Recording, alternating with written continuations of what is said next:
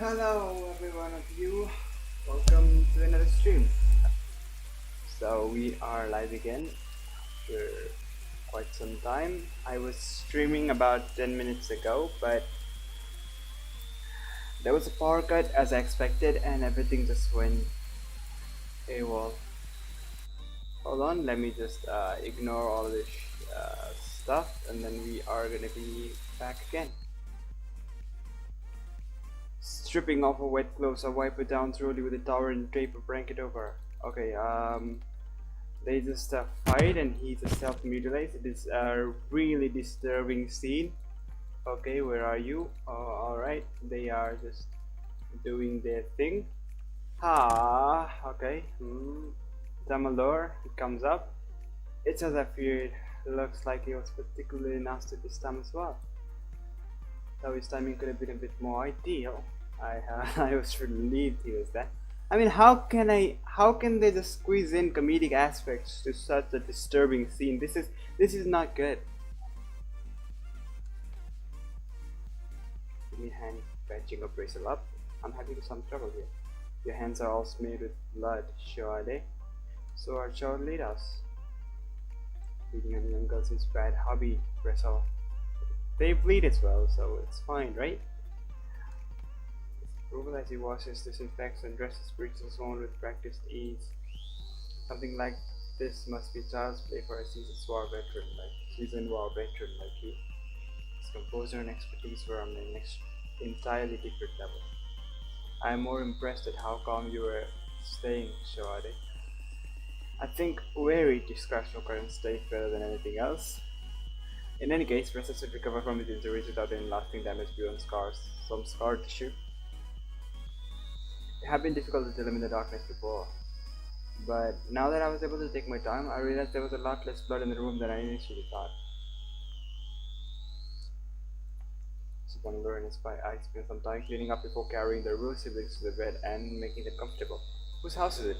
I think this is the Rue siblings' house. Talk about high maintenance. Even now they were stubbornly clinging to each other's hands.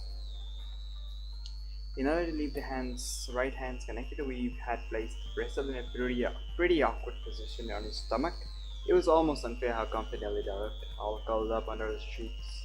Oh well, letting the tension leak from our body, I settled down next to Nolita and watched on as her chest rises intermittently in concert to her breaths.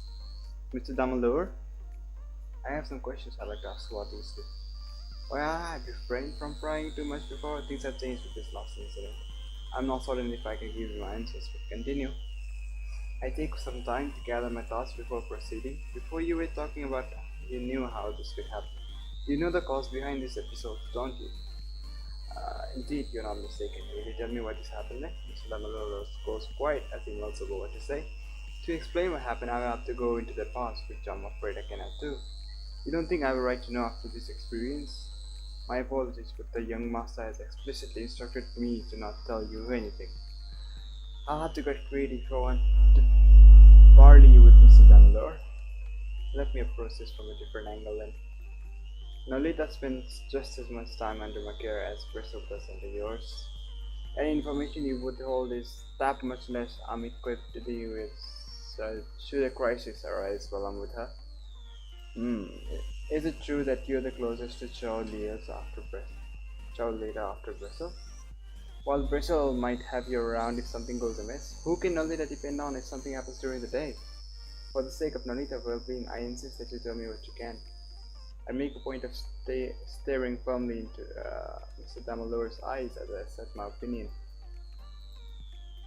While your reasoning is sound and your proposed course of action is indeed the most prudent, I cannot disobey an order by the young master.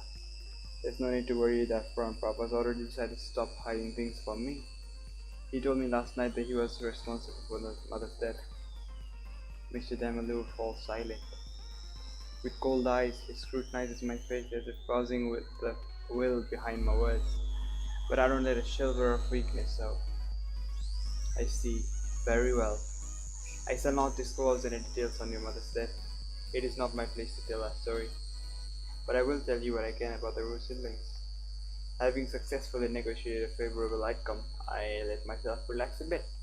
To understand what the rules went through, it is important to understand the certain bits of Socotrine history. Are you aware of why the Master's Revolution occurred? I learned in school that an old aristocracy suspected the old refuge convoy would attempt the coup. The preemptive strike they launched against the UEL convoy was the trigger for the Master's Revolution. While this is true, it's not the full story. Relations between the old aristocracy and the UEL convoy were congenital at first. Congenial! Why? How do I even say that? Congenial at first? But the situation became strained when the two parties were unable to come to a consensus on one issue. That is Socotrine's closed world dilemma. While the aristocracy had several factions with different ambitions, they were all united in one desire alone: a way to break the cage of mist that encircled Socotrine and expose the lands that lay beyond. That was what they wished for more than anything else. Is that so? It echoed a desire I carried in my heart, a desire mother once had as well.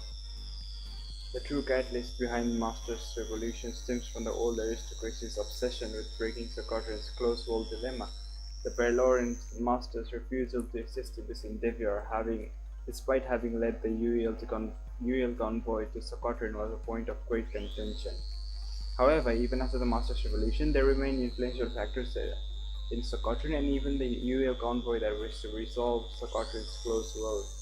Under heavy pressure, Master maintained her hardline stance, but was eventually forced to capitulate on one front. A research endeavor into the properties of the reality-distorting mist that encircles Socotrine. Its name was Project Binary. Its primary objective investigating the effects of Socotrine's mist on the human body through extensive testing. The ramifications of Mr. Damalor's words striking me with almost painful clarity. Are you telling me Nolita and Brazel were subjects of human experimentation? Subject 0 Yan blank and subject 1B Suarez. As the original test subjects Project Binary, Nolita and Brazel were subject to inhuman experiments from a very young age. They are the only survivors among the pool of children Project Pioneer drew from. Mr. Damalor's reveal put me at a loss of words. Their innocence, the reason they seemed to know so little about the world. It all made sense now. I ran my hand through Nolita's snow-white dresses as she lies before me in quiet repose.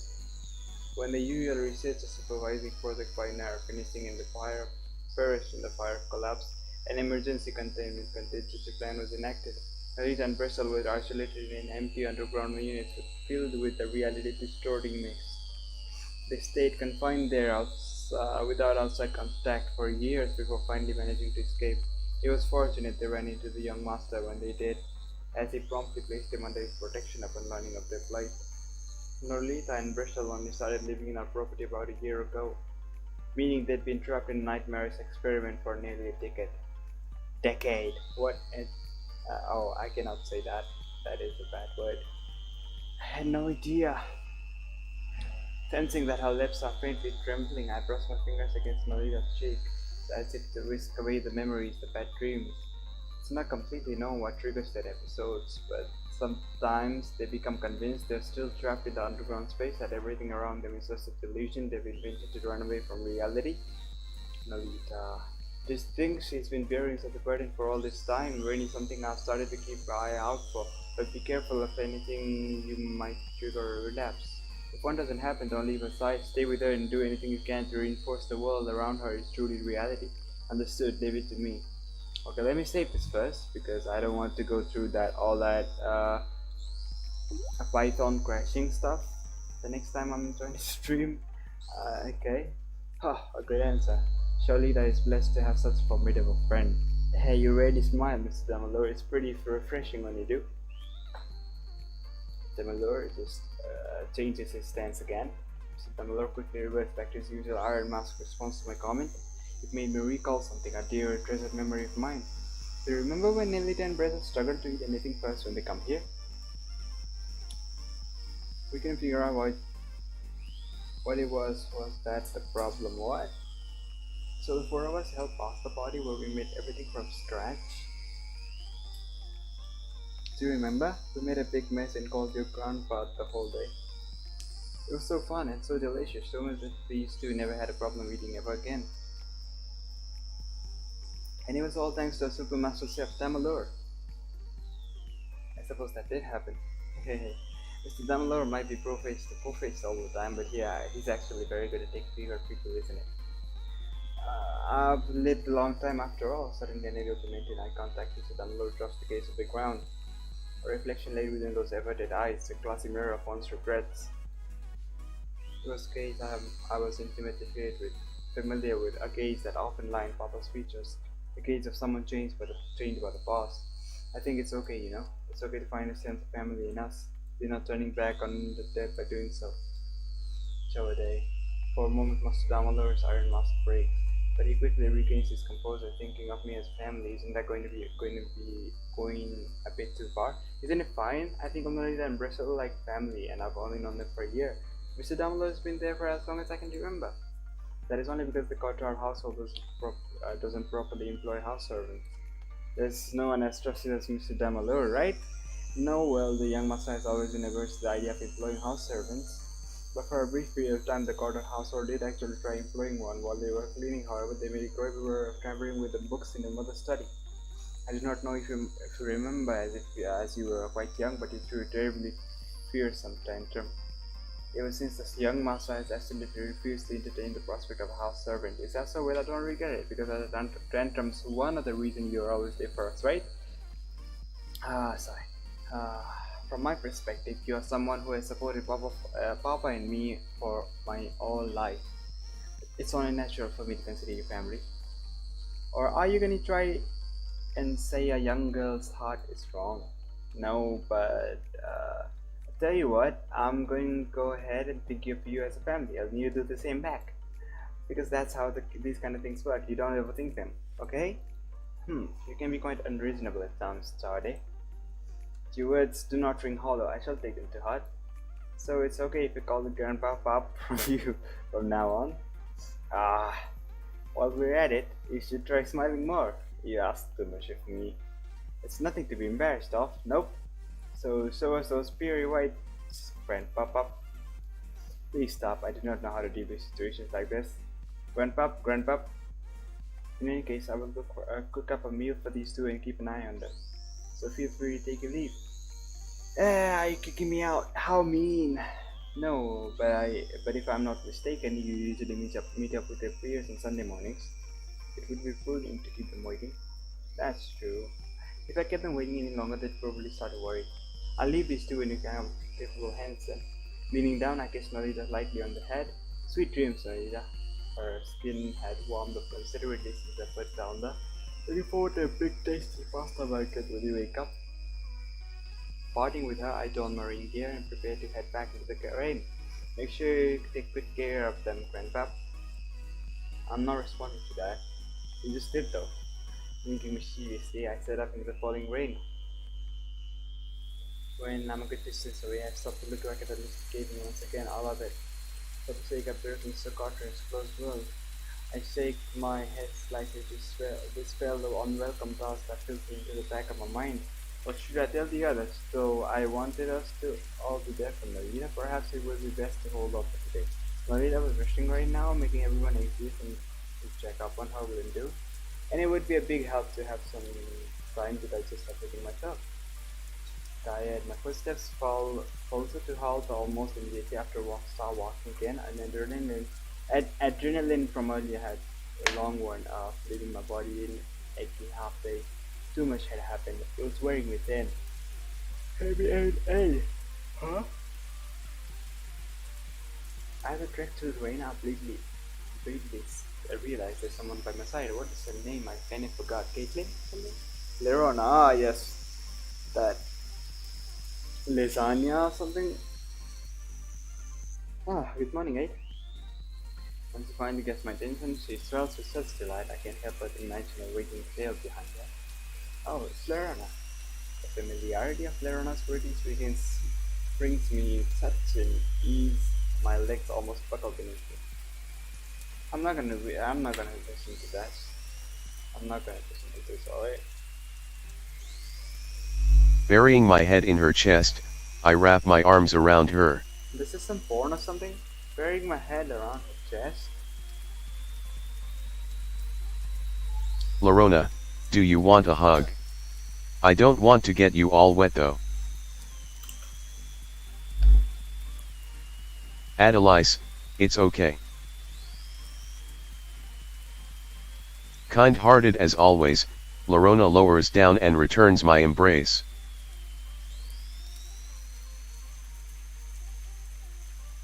Lorona, what's the matter?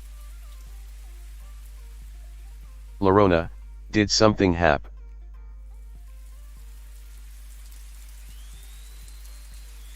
When she's least expecting it, I blow a puff of air into Lorona's ear. Adelise, you're so sensitive, Lorona. Lorona, anyone would react like that if you just blew into their ear all of a sudden.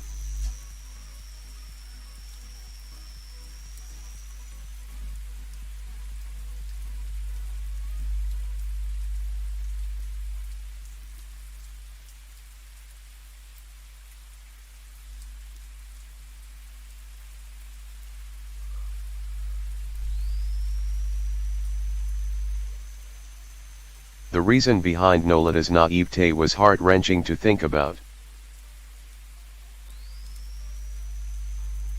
Standing on my tippy toes, I whisper into Lorona's ear. Adelise, I can always reserve all my teasing just for you. Lorona, hiya.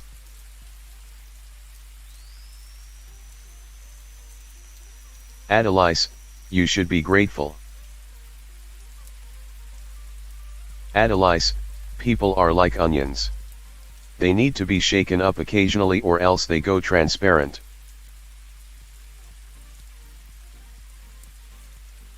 Lorona. Adelise, the nice thing about onions is they become sweet when you cook them. Lorona, don't cook people. This is dark. Adelise, anyways, bullying Lorona is fine because she likes it. Adelise, in fact, I think I'll start charging you for my company. Lorona, you're charging me a friendship tax.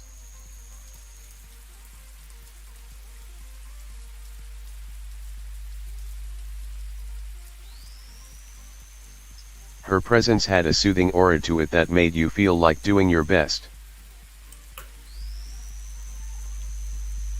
Adelise, thanks Lorona.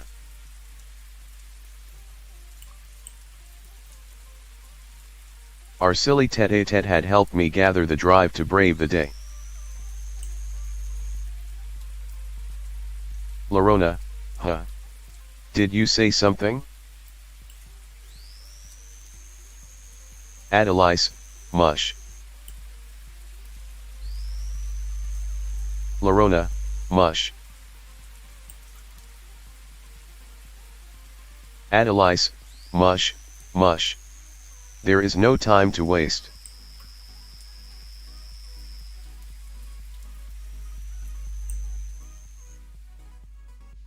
Adelise, the revolution waits for no one. Lorona.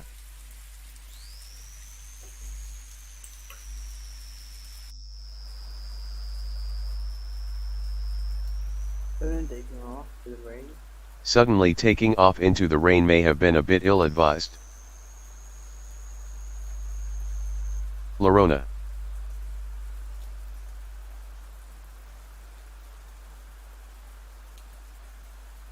Lorona, are you hurt? Aid? Lorona, you're limping a little.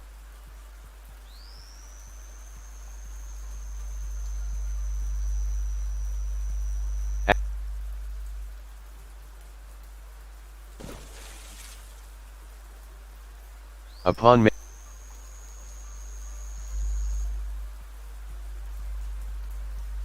it seemed they were putting their rain boots to good use to make the most of the occasion.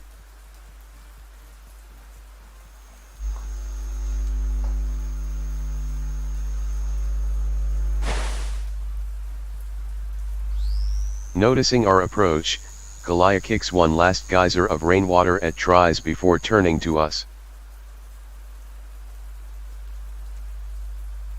Kalaya, you guys are late. You know how long we've been waiting here?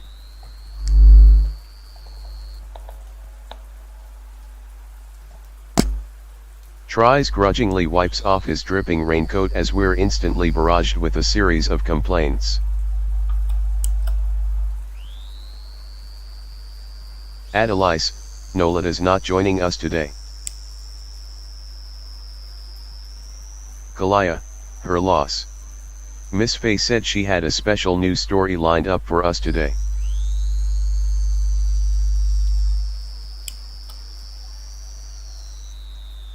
Lorona, I hope it's a nice and cheery one this time. Kalaya, nope. She told us to bring a pack of tissues so you wouldn't soak her nice furniture with. Lorona, is it too much to ask for a happy ending? Adelise, welp. Off to Miss Faye's place we go then.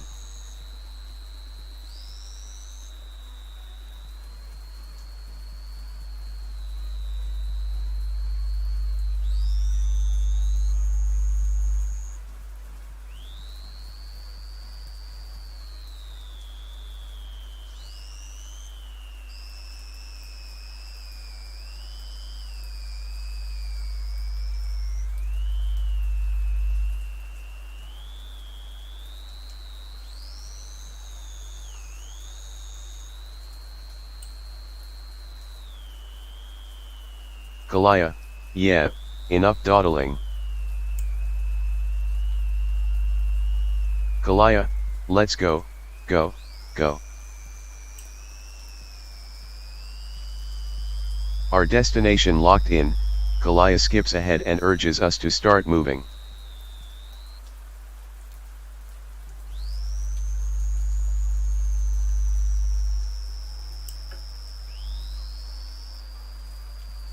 Adelise, gotta go fast, huh? If one were to behold our group from a distance as we went, they'd probably see a bit of a strange sight. While Lorona and I strolled along the path like normal people, the Lyrid twins had other plans in mind.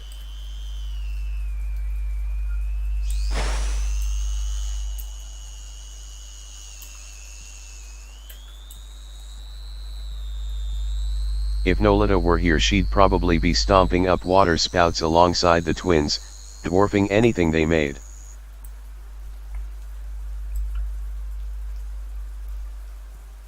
That she was not here together with us, it felt surreal, and a bit hollow. Laughter. Cries. Shouts.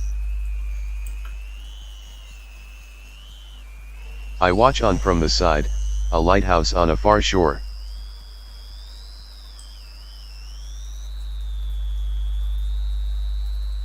I watch on from the side, a lighthouse on a far shore, saved screenshot as e:/games/steam. Under the cold rain of a dreary overcast sky they danced. Lively, and carefree. They danced in opposition to stagnancy, coloring over the monochrome world with their vibrant acts of life.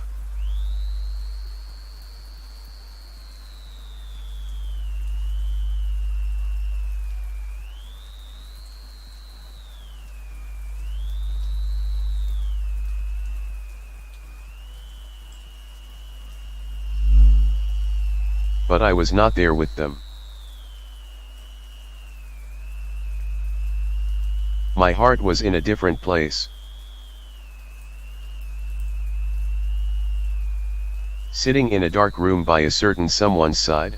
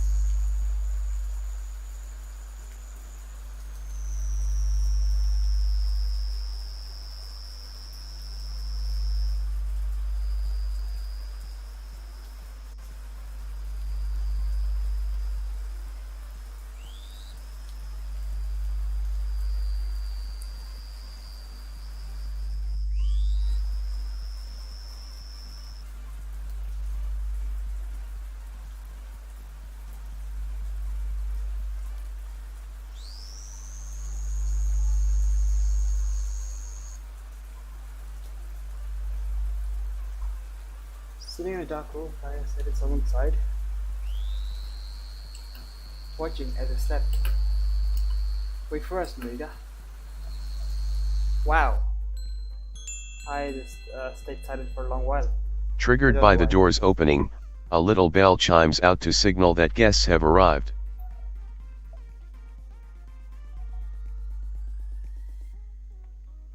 Miss Faye's abode was not a normal residence by any measure, a fact any entering visitor was immediately made acutely aware of. The first thing one ever beheld upon stepping foot in her home was the breathtaking sight of towering bookshelves sprawling out before them. It was no overstatement to say the Pharaoh house owned and administrated Socotrine's largest library. The largest library, I think that was the one that The large central. It was a place that bled an otherworldly sense of mystique. Maybe she is from the other world.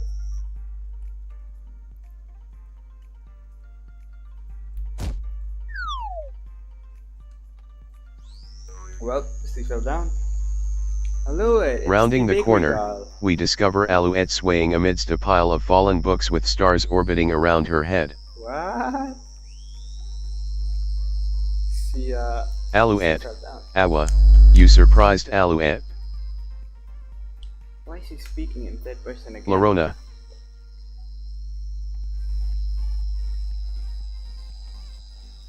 Alouette had her head in the bookcase, so, she didn't hear, Awa.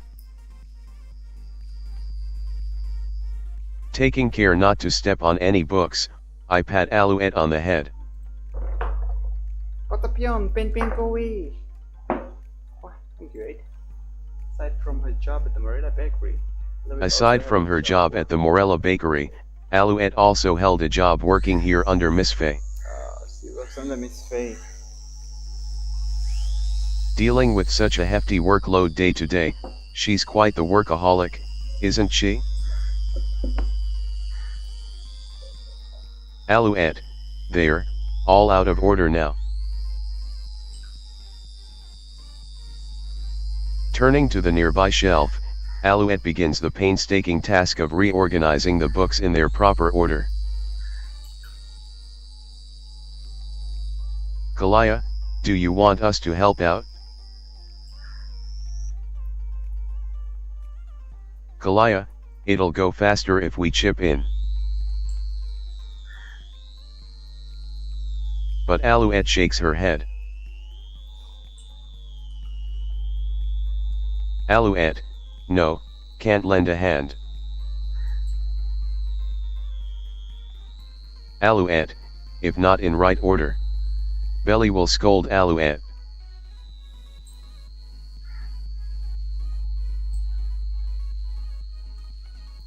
A voice speaks up from behind us as Alouette rather humorously impersonates an angry Miss Faye.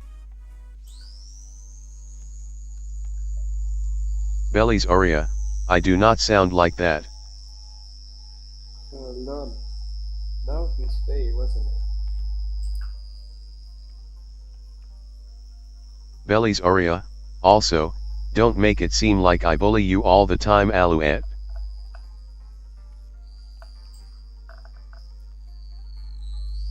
Miss Belly's Aria Pharaoh. A crisply dressed woman with roseate eyes, she was childhood friends with Papa and the Lyrit's dad O'Toole. She was also Mother's cousin, being one of the few that shared a close relationship with her.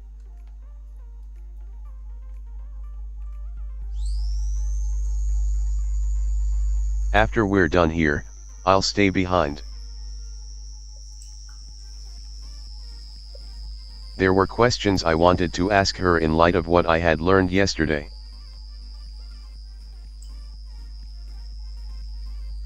Adelise, isn't it true you bully Alouette all the time though?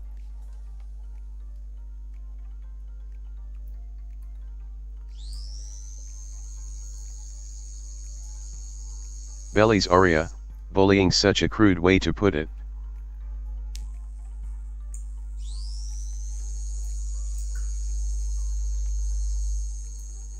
Belly's aria, there's more than one way for someone to express their love, you know. Alouette, Belly loves Alouette. Right? Belly's aria, yes, yes I do.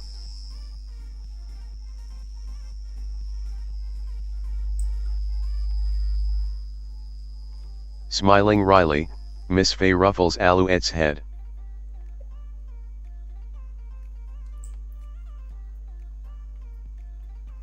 Alouette, hey, the books. Alouette, is fixing the books.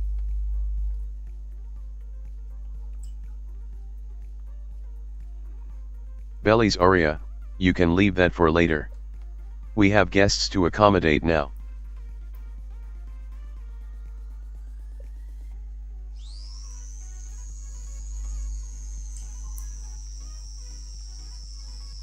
Belly's aria, they'd likely find tea and treats agreeable after their voyage through the rain.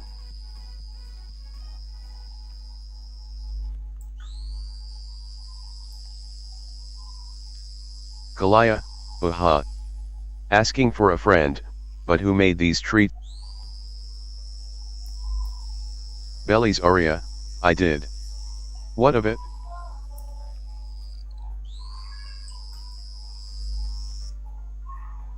Kalaya, guess we're playing the lottery today.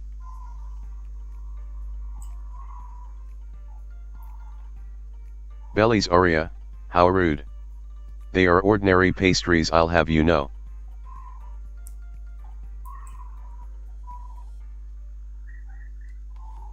Lorona, I think Miss Fay's cooking is tasty, sometimes.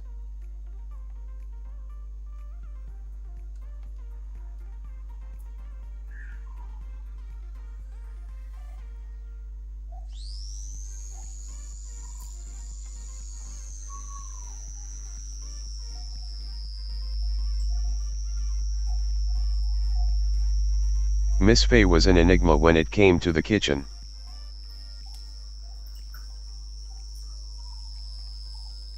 While some of the best meals I've ever had were made by her hand, she also holds the title of serving some of the worst meals I've eaten in my life.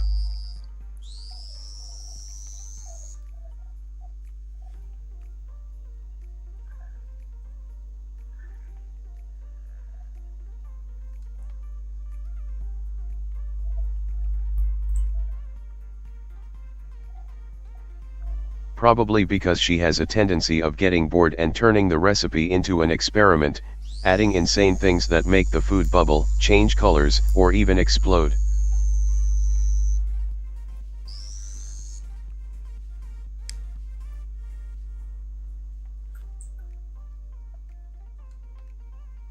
I guess that's just her nature as head of Socotrine's Chemical Research and Development Department, or Royal Alchemist as she seemed to prefer despite its datedness.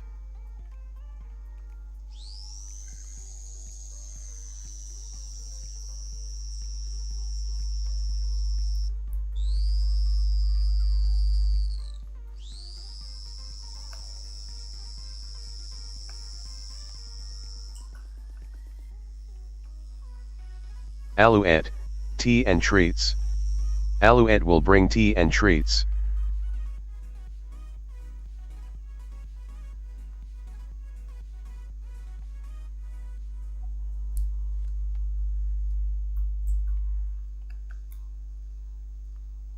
After stacking the books up in neat piles, Alouette disappears deeper into the building.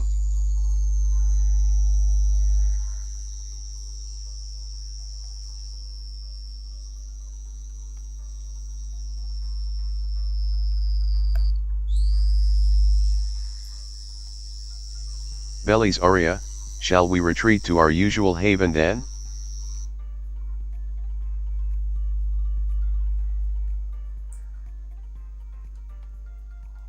With a wave of her hand, Miss Fay beckons us further in.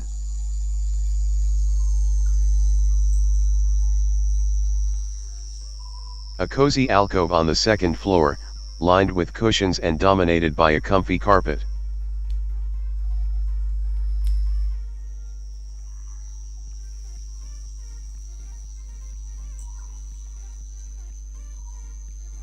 It was Miss Faye's favorite spot, reserved for her personal use.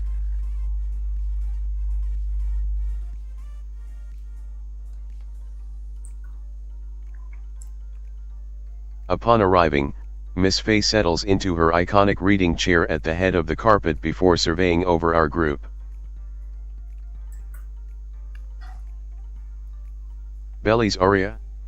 I just realized, but is Nolita not here?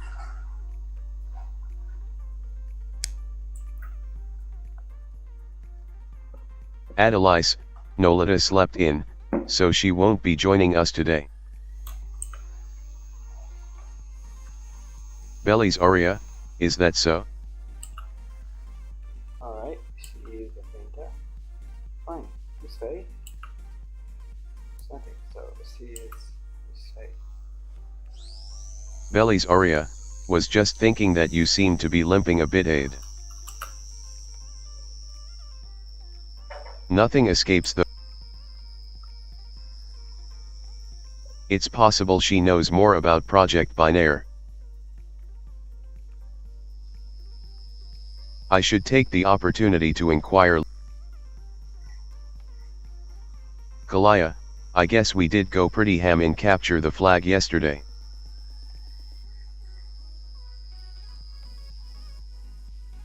Lorona, so it wasn't a pebble, are you actually hurt after all?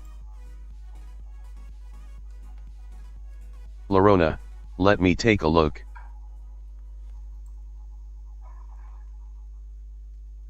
Adelise, that really tickles Lorona. Adelise.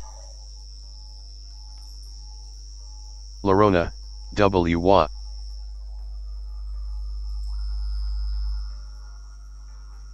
Lorona, don't tickle me.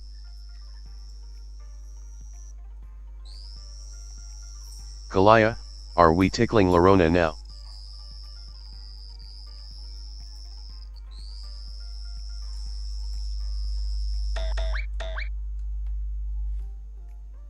Lorona, no.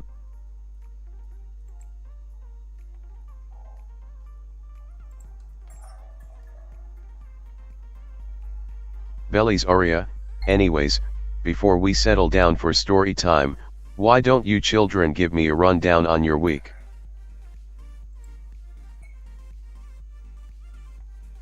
Kalaya quickly takes point, chattering on about our construction project, games day, and other hijinks as tries acts out key events in tune to her narrative.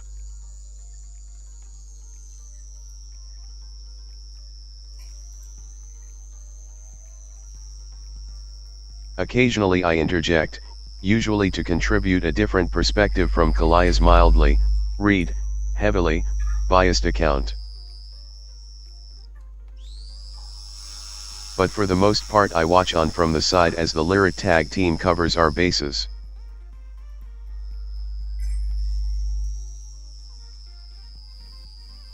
Eventually, Alouette reappears with a teapot and tray of sweets. Yeah, at least they got sweets. But while the others dig into the provided treats eagerly, I can't seem to work up much of an appetite. Curling up on the carpet, I snuggle up against Alouette's lap.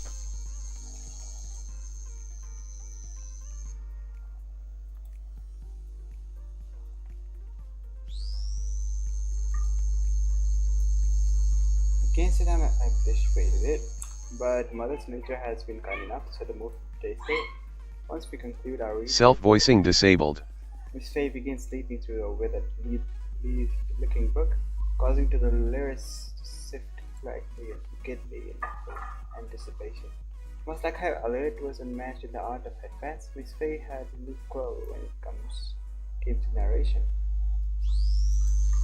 There was something about her intonations that evoked an immersive universe within you. Like a shepherd herding dreams, you never failed to capture and captivate our imaginations. The story I've selected is a bit darker than what you used to have some reservations on whether you were ready for it.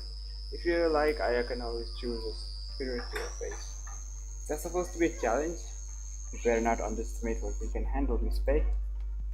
Asking if we want to bail after dangling bait in front of our eyes is in poor taste, Miss Faye. It can't possibly be as sad as our last week's story, right? The curiosity of youth is such a lovely thing. Very well. I'll be expecting a good discussion afterwards then. Our attention fully at command, Miss Faye clears her throat before beginning. Today I'll be recounting you the story that speaks for the origin of rain. Wow, the game isn't over yet. There are people who have finished the game like in 8 hours, but it's been like 9.5 hours with me playing this game, but I'm still not so far. I think there once was a village in a faraway land. Its people lived harmoniously off the land, living happy and fulfilling lives. I'm gonna play the game for 20 minutes more, and then I'm gonna end the game and the stream for today. I will stream tomorrow again, I think. Probably. I hope. Yeah, that's a better word. Life was vibrant and full of color, and children played carefreely amidst chirping birds. I was actually silent this whole time because I was feeling kinda sleepy. I don't know why, but I kinda rested as well. I was playing some dialogues in between though. But one day, the clouds disappeared from the sky and the rain stopped falling from the land. The rivers running through the fields dwindled and dried up, leaving nothing for the people to drink. Soon, even the crops began to wilt and shrivel away, causing the people to despair as food ran short. Eking out everything they could to make it through the next day, the villagers managed to endure. But no matter how long they held on, the rain did not come. No matter how much they prayed to the heavens, the sky did not hear the prayers. It was when all hope had seemed to be lost that the whispers of a heavenly savior began to spread through the village. Somewhere in the nearby forest, where the foliage had remained green and healthy, there was rumored to be a goddess with miraculous powers, a goddess blessed with the ability to produce streams of pure, unadulterated water. Families with no options left clung to this mysterious rumor and searching for the forest desperately for the fabled goddess. Then one fateful day, a mother whose son was on the death of birth finally encountered the goddess of legend. However, she was no divine goddess with the heavenly aura. She was but a little chipmunk of a girl whose head barely peeked above the shrubbery. "Please save my child," the mother begged the girl with all her heart. "He won't respond to me. He hasn't even had anything to drink for days." But no matter how much she pled, the girl could not fathom the mother's words. Having lived in the forest for all her life, she did not know the language. However, when the girl saw the boy's wasted body, she was overcome with great sorrow. He was suffering and in great pain. And so wishing that the body wouldn't die, the girl leaned over him and began to cry. Big beautiful tears began to drip from the girl's eyes in unbelievable amounts, trickling through the boy's parched lips, letting him drink tears as clear as pure as the rain that once fell upon the land. The girl pulled the boy back from the boundary of life and death. The smile of a young girl whose face was still wet with tears. That was the sight the boy opened his eyes to, being saved from a certain death. Meanwhile, having witnessed the miracle, the mother cried out in gratitude and implored the little girl to come to the village so that she might help others in need. Unable to comprehend anything though, the girl could only let herself be taken away from her tranquil garden. Her first exposure to the outside world deeply affected her. The village she was brought to behold had become but a wasteland of death and decay. Immense sorrow filled the girl's heart at the sight of so many people also suffering. Spreading word of her miraculous life-giving tears, the mother took the girl in her home as if she were one of her own. Down the scary to her doorstep is thus a salvation from their unending hell. The girl wept for every one of them, forsaking none in her boundless compassion. By drinking up the pristine tears, she said, people managed to recover from the brink of collapse. For several weeks, the villagers managed to stave off the deprivation, but though the tears she wept were enough to quench their thirst, their neglected hunger continued to grow by the hour. People whose lives she had poured her heart out to save began to perish from starvation before long. In the desperation to survive, the villagers were forced to break an unspeakable taboo. That taboo was cannibalism. Those that were unable to defend themselves were the first to go. The young, the elderly, the infirm. The girl watched on as baby was ripped off from its mother's arms and devoured by villagers that had lost their minds to hunger. So I don't know what's happening to me. Neighbors that had stuck with each other through thick and thin began to turn on one another, painting the landscape sickening into shades of scarlet. Those scarlet visions tormented the girl, bringing her to such anguish that the blood flowed from her eyes as she wept before the village with its fields. It was then that from the crimson tears that touched the cracked soil, glory began to spring up wondrously from the earth. Upon witnessing this miracle, the villagers tried to use the girl's powers to nourish their fields. But though the girl wept torrents throughout the day and night at the villagers' plight, it was never the tears of blood they needed. It was in that hopeless situation that the villagers came to a terrible conclusion. If the girl would not cry tears of blood, they would have to take it from her. The only way to garner the blood they needed was by cutting her into her body and draining it. A stone shrine atop a hill overlooking a village, the people locked up the girl there, driving her to a state of perpetual near death as they extracted her blood over and over again.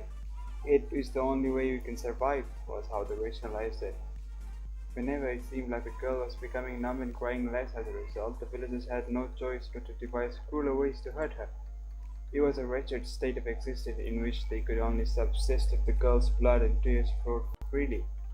But even then, the girl never forsook the villagers. With a smile that grew weaker by the day, she continued to cry, thinking of only their sake. However, her smile did not ease the villagers' hearts. They feared it, they were afraid of it, afraid of what that smile meant, of what they had become. And so they began to chant a curse, or perhaps a prayer to absolve them of their sins. A witch, she's a witch. She's the reason rain stopped falling upon the land. An incorruptible smile that not even layers of blood and tears could blemish. It was the smile of a witch. And while there were none that could turn a deep ear to the girl's sobs, which trickled without end from the top of the hill, no one spoke of it. Their throats quenched with their bellies full. The villagers chose not to see, to not hear, for the land had begun to flourish and regain its color under the nourishment of the girl's blessed blood and tears. At long last, the people had regained the semblance of the peaceful days they once knew.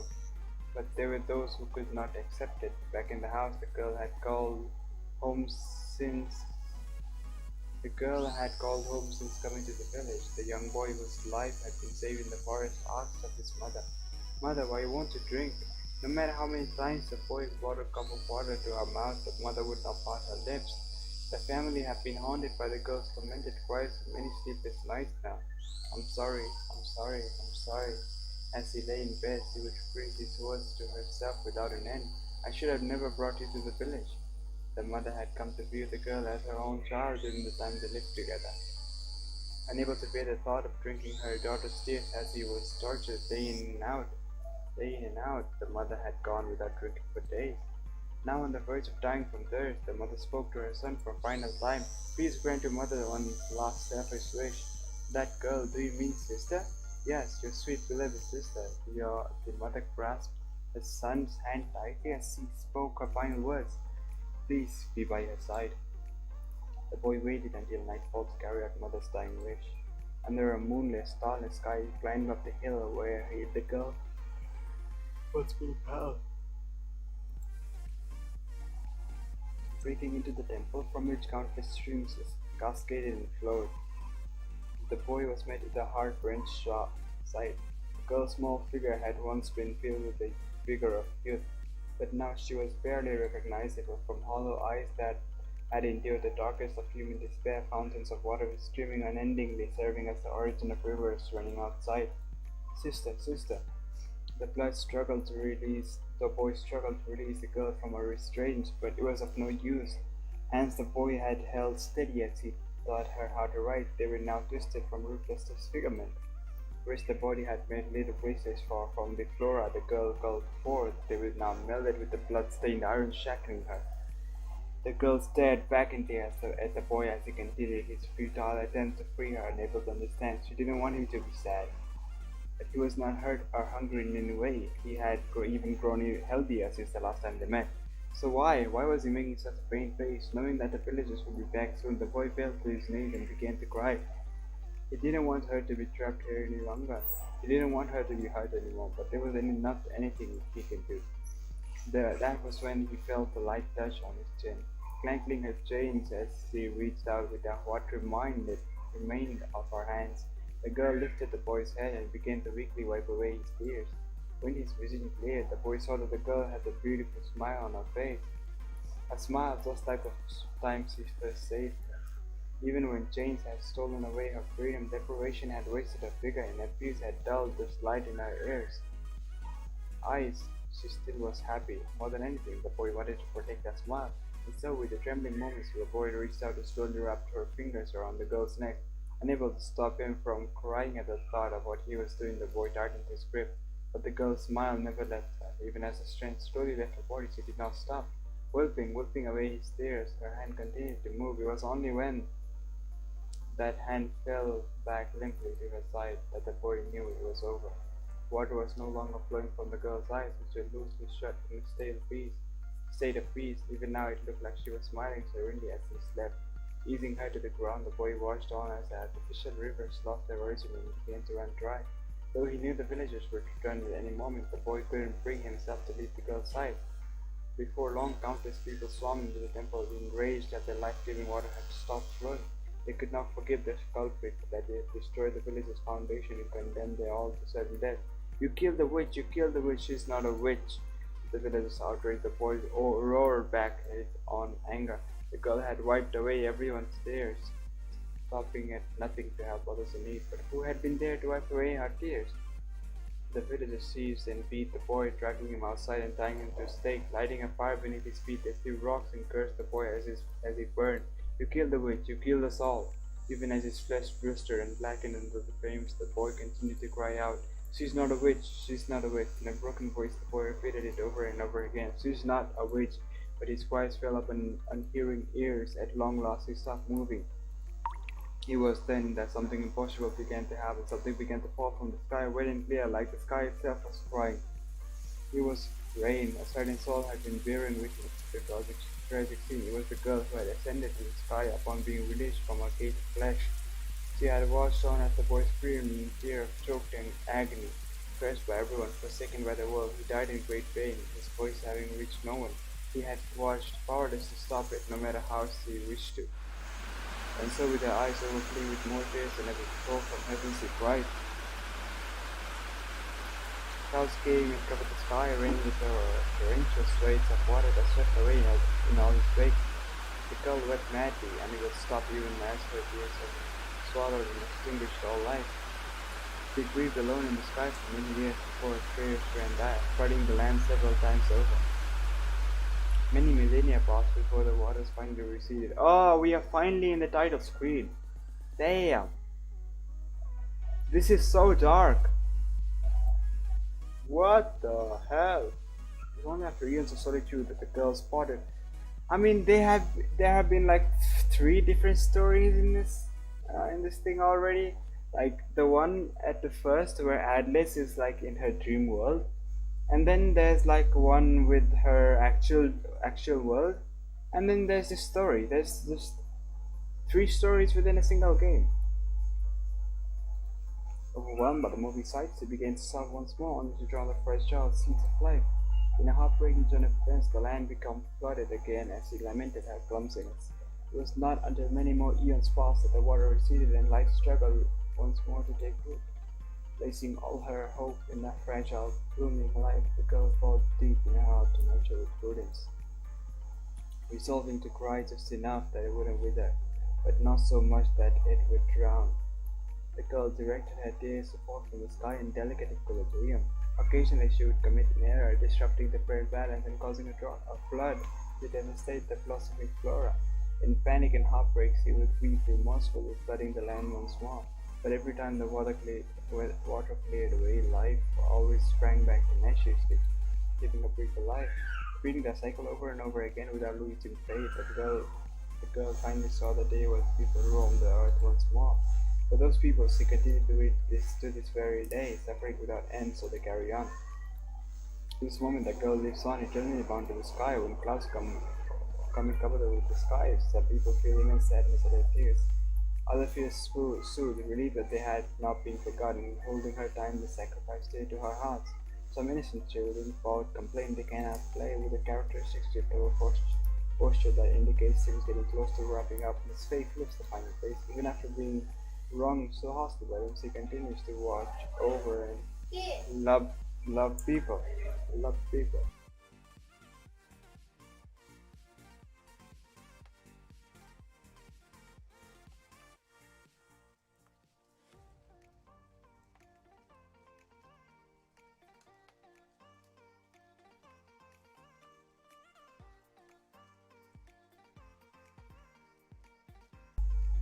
So we are 1 hour and 5 minutes in. It's not been that long, I think. Even after being wronged so harshly by them, she continues to watch over and love people. I'm gonna stream for like 25 minutes more, I think. In times of scarcity, when people suffer from the absence of a blessing, she witnesses pain and cries so that they might eat and drink. In times of war, when people rage and the line commits atrocities, it beholds their sins and softens the split, soft so that the split bud might get washed away. And in times of prosperity, when people smile and laugh amidst approaching fields, she admires their happiness and weeps in mirth that they might come to thrive. With a deep breath, Miss Fake concludes the somber story. Slowly shutting the book, she leans back into the chair and to let the ending ferment in our minds. So what do you think? Certainly not the famous of story, huh? Miss Fake smiles wickedly as she surveys our speechless faces. Wow! It's so sad, she's crying and shedding tears that would give the rain goddess a run for her money. Lerona latches on to her closest person, which is, what is his name again? I forgot. Trestia. Well, with a helpless expression, Trish rubs her back and as he falls and blows not all over him. Throw in a little asphyxiation. What the hell? Asphyxiation, and you could reenact the temple scene for us. Now we used to, though, our tragic narrative would veer straight into slapstick territory. After all she did for them, I can't believe what the villagers did for the girl. It was inhuman. It was perfectly human. Most people would do the same if placed in the same situation. Even after Awi died of hunger, I can imagine doing what they did. We can only say that because we don't know what it's like to be on the verge of starvation.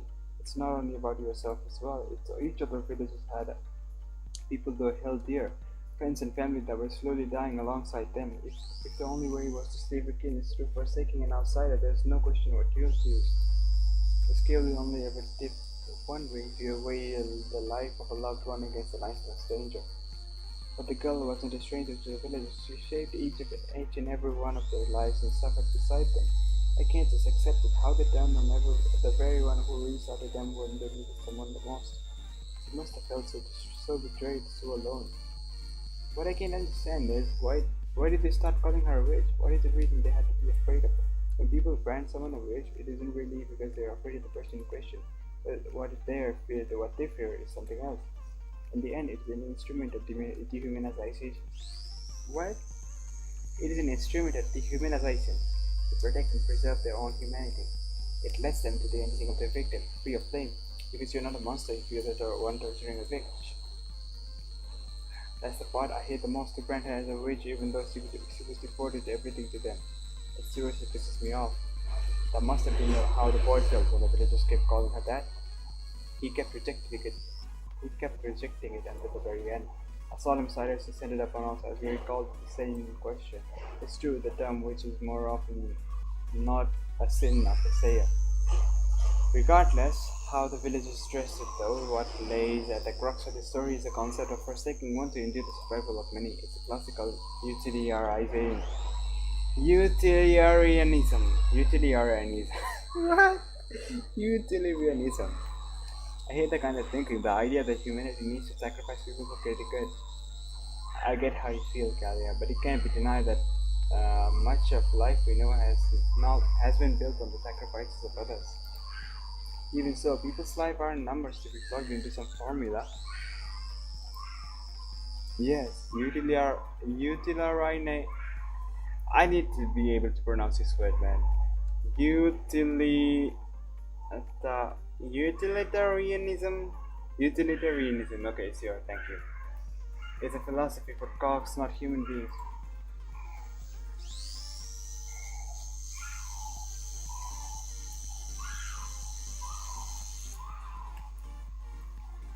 But it's not always the case that humanity takes a life for greater good. There are times when people willingly offer it up. I don't think we have any right to judge them for themselves.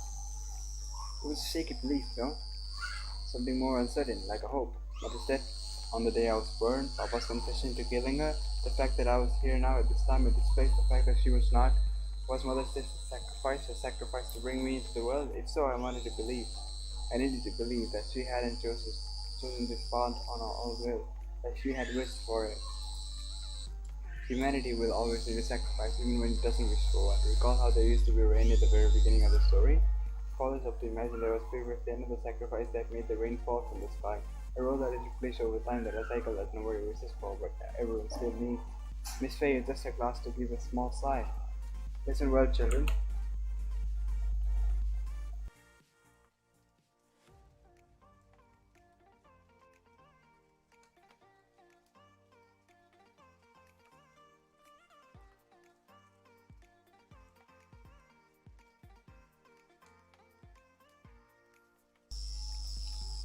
Let me see what you guys have typed in the sections, I guess. I have no idea what you guys are doing in there. I have zero idea, totally. I don't have my other devices for now, so I gotta check in from this one. Hold on. Where?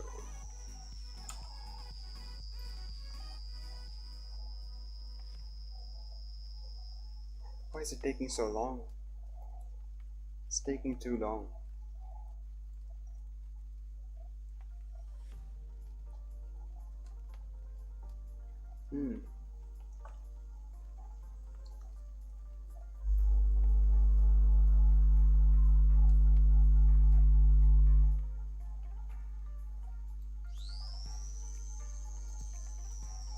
Let me see.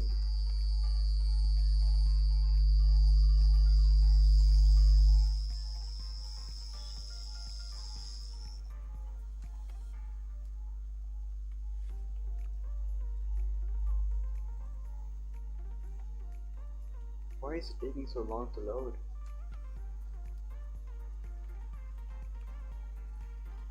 Must be because my CPU is being utilized so hard.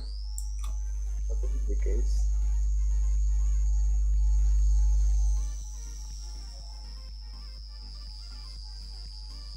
I am so wishing that I got a new one. This would make a whole lot of difference. What is this system interrupts? OBS Studio, Chrome, Fallstreak, everything is just acquiring every single bit of thing I have. Let me see. It's showing I have been streaming for okay, so there has been one view so far. Fine. Perfect. Hey, Raman Tiwari, I think it has been like 1 hour since you posted that message, but okay, it's fine. It's totally fine. Alright, let me just continue with the stream then. All human beings must hurt something simply being alive, just by continuing to exist. Hold on. Yes. Just by continuing to exist, choice to forsake something to gain something has been made. There's nothing wrong with that. It's no sin to be alive, there was no mistake. He was looking straight at me. It's Faye. To tell the truth, it didn't matter what the villagers did. Even if the boy never killed the girl and the villagers continued extracting her blood, the village's fate doesn't change. No one can survive having the blood drained like that for long. Eventually the girl would have perished, with the village expiring alongside her. No matter what anybody does, it'll end in the same way. Something like that is just too hopeless. No matter how much they struggle, no happy ending awaited the characters in the story. Such was the script they were bound by. Rain is saddening and soothing. Life is a child that cannot survive without drinking up the tears of the mother that gave birth to it. So this is directed to Adelise, perhaps because he just was born on the day that her mother died. And yet, in the end, the people were drowned in the very life-giving water that nourished them. How poetic. Folding her legs, Miss Faye rises from her seat. Anyway, that's about all the time I have for you, children. Turning to me, Miss Faye pulls a sealed letter out of her pocket.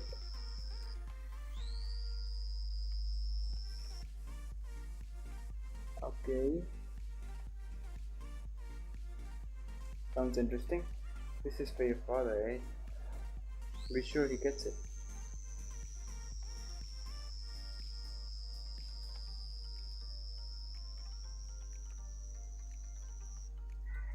And make sure you don't peek. I'll tell him he has a new stack of paperwork to finish by tonight. Just say the two of us have a long discussion to be had. Though I was curious about the latest contents, I have no intention of betraying Miss Faye's trust. Thanks for telling such a unique story today, Miss Faye. It definitely made me think. What? It was pretty messed up, but today's story was one of my favorites. Yeah, I'm glad we ended up reading it. We better not pull any punches when it comes to the intense stuff like this, Mr. Faye. Because devotion to people was admirable, even though it was so sad. I really liked it. But maybe you would have heard to have a cheerier story next week. People fall in love with sad stories as well as happy stories. Compassionate yet cruel. We wish for happiness while seeing sadness. Human beings are such a messy bundle of contradictions. But in the end, isn't it the way it should be? Oh, Miss Faye. Trish is curious for the title of the story and who wrote it. Unknown, though I can't conceive why everything but the text itself has been omitted. A book without a title, where even the author remains unnamed. Don't tell me this is some cliche development where you reveal yourself to be the author, Miss Faye. Well, I can see it. Miss Faye is definitely the kind of person that would write a pitiless story like this. Such aspersions against my character. How rude. Miss Faye, sulky faces are the best. Don't you think you should dial back on how much you tease people, Aid? As a wise old woman once said, there's more than one way for someone to express their love, you know? Oh, it looks like she's seriously about to pop a vein. Time for a tactical retreat. Dear heavens, look at the time. We better be off now. Good day, Miss Faye. Take care, you little rascals. Alright. What happened? As I don my rain gear and make to leave with others though, a sudden pain spikes to my right eye. Overcome with my vertigo, I lose my balance and bump into someone. Oh, Aloy! You've been so quiet I forgot why you were here. Aloy just woke up and so she slept. So you're sleeping. So the reason her complexion seemed much paler than usual. Aloy, is something wrong? What's the matter? If you don't tell me with your words, I won't understand. Aloy had a bad dream. Tell me, Aloy. Drawing close, Miss Faye places her hands on Aloy's shoulders. What happened in the dream? What was it all about? No, Aloy doesn't know. Aloy doesn't remember. I see. Go ahead and see the children off. If the rain doesn't get better, you're welcome to stay the night. A sleepover with Belly. Sounds fun. But everyone is waiting for me back home. Without responding, Miss Faye disappears deeper into the building. What are you two dilly-dallying here for? We're all ready to go. Coming! The pain in my eye was still throbbing, making it difficult to gather my thoughts as I followed behind the others.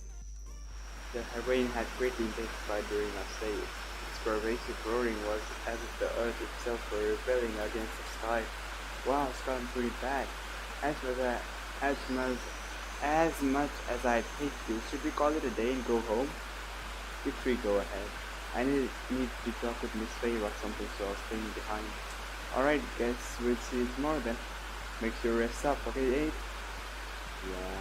Upon separating with them, I gaze up the dream over dearly overcast sky.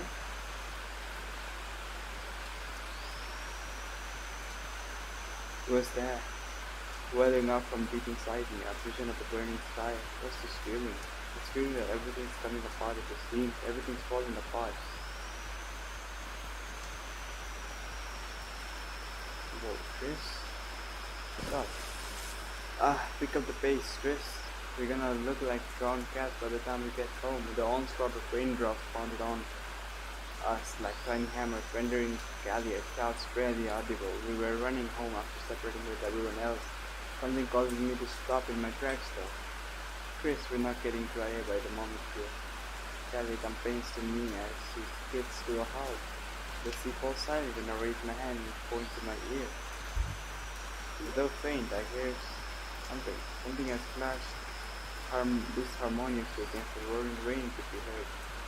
Concentrating on my hearing, I wander off into the path into the nearby brush. Is that a bird? Something sounds strong with it. Something about the cry stone was hurting my heart.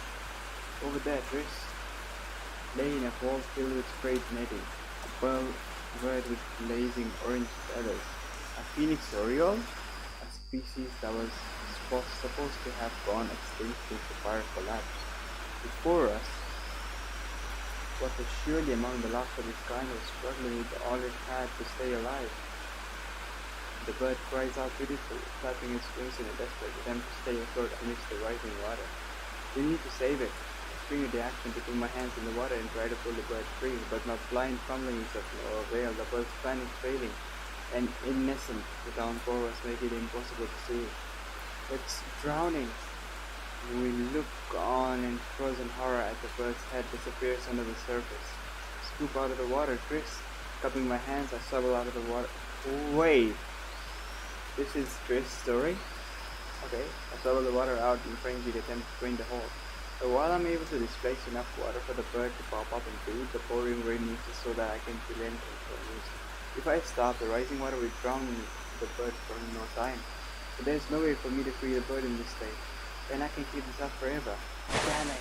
Never stand by any longer. Kelly throws herself into the knees and plunges her head into the cold water. She must have become listen to me. If you can't see what's trapped in the bird from above, our only option is to try looking for below the water surface. Cough, cough, cough. Putting her head over the surface, Kelly squeezes out water from her mouth as she struggles to catch a breath in the thick rain. It's all tangled up in the netting.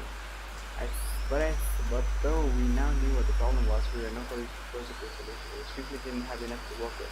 My hands were full squeezing of water. While Kalia had nothing to reach out to, the only thing she could do was look on earnestly from the side.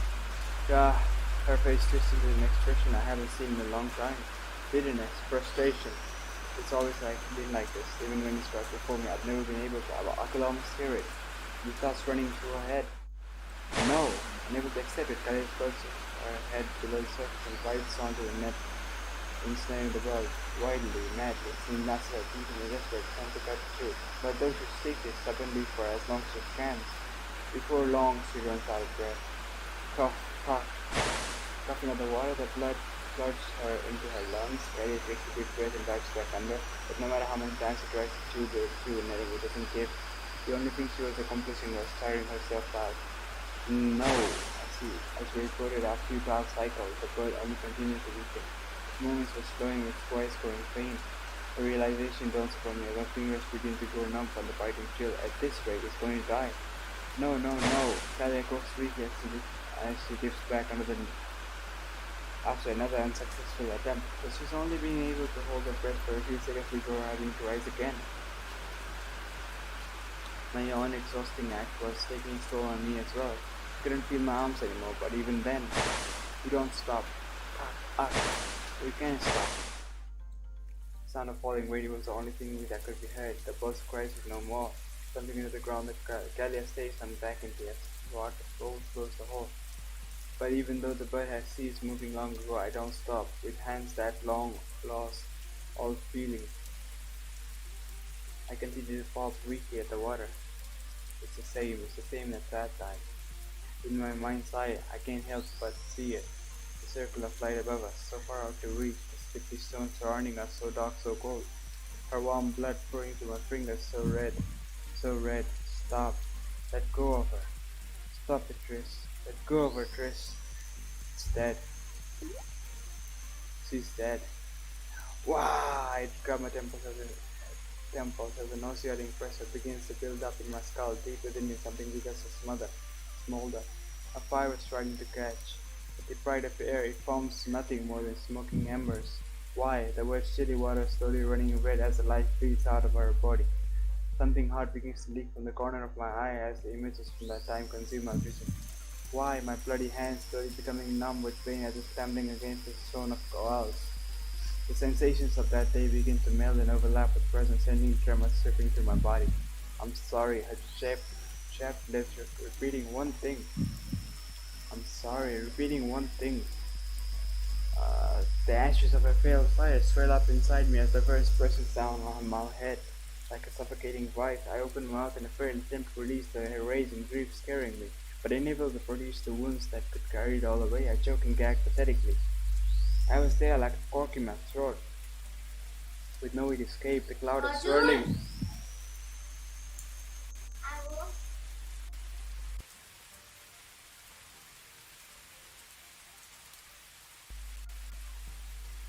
I'm going to burn from the inside out.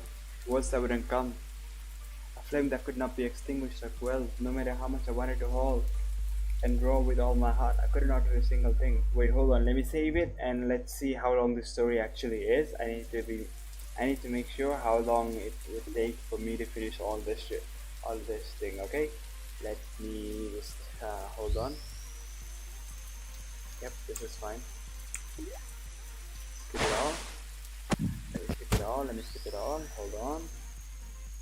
Oh, this is so long. It's still. Oh, bruh. It is. I mean, it is surely spoiler or something, but this is so long though. What? Dude, what? How can this be so long after so much I've already read? Damn. It hasn't even ended yet. What the hell? What the hell? So this is another story, right? It is still skipping.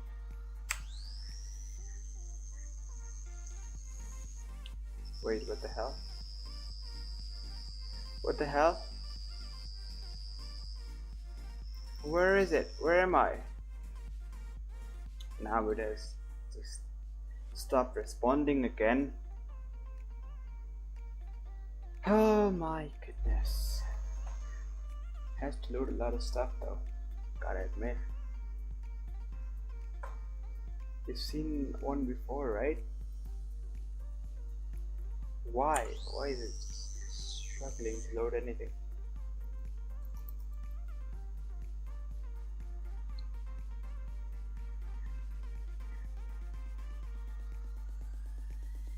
Microsoft Windows is not responding. What the hell? What the heck? I got to see. This is so long. Oh my god, like there have been a few deaths for sure. It is dark, but where does it end? I couldn't find the end anywhere. Let me load it again. This time expect to see the actual ending. Okay.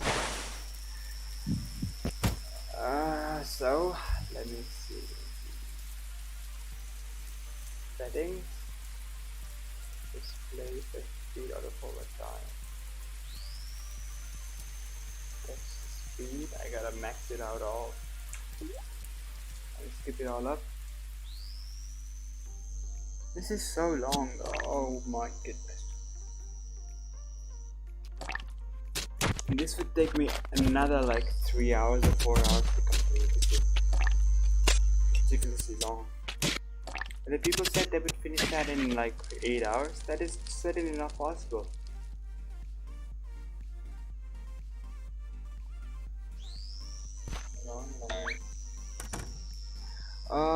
Still okay. Okay.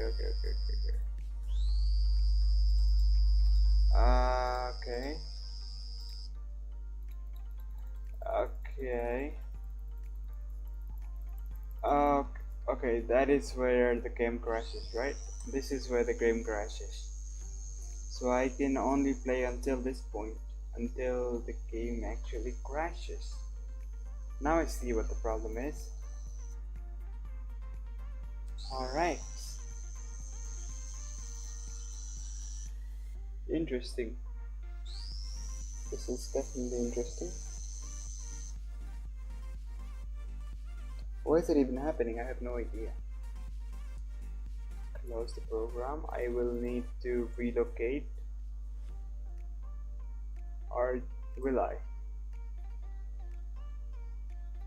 Will I need to relocate the program? I will just play the game for now, and then I will just relocate the game after the stream ends. I think this will be it for this video, this stream, guys. I will be streaming again, so hopefully by that time I will fix that problem and will stream with a fixed solution. Till then, I hope you have a good time. Peace.